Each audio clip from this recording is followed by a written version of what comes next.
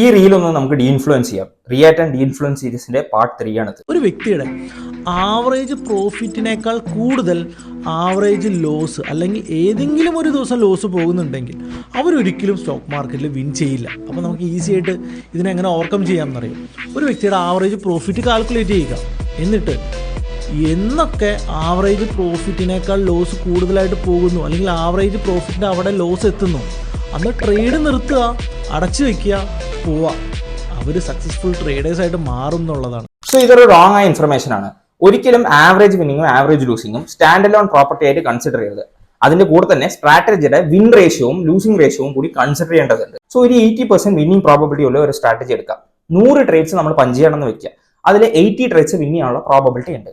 അങ്ങനെയാണെങ്കിൽ average winning ആ strategy 500 രൂപയാണെന്ന് consider ചെയ്യൂ.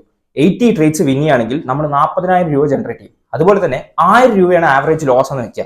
20 ട്രേഡാണ് ലൂസിംഗ് പ്രോബബിലിറ്റി ഉള്ളത്. ദാറ്റ് മീൻസ് 1000 × 20 20,000 രൂപ നമ്മൾ ലോസ് ചെയ്യും.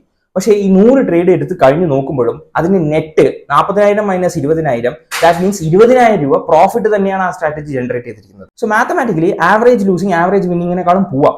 പ്രോബബിലിറ്റി കൂടി സപ്പോർട്ട് ചെയ്താൽ മതി. ഈ പ്രാക്ടിക്കലി പോസിബിൾ ആണോ ചോദിച്ചാൽ അതും പോസിബിൾ ആണ്. കാരണം മാർക്കറ്റ് ബ്രൂട്ടേഴ്സ് സെയിം കൈൻഡ് ഓഫ് ഡൈനാമിക്സിലുള്ള സിസ്റ്റം റൺ ചെയ്യുന്നുണ്ട് and we are generating profit. Thank you for watching.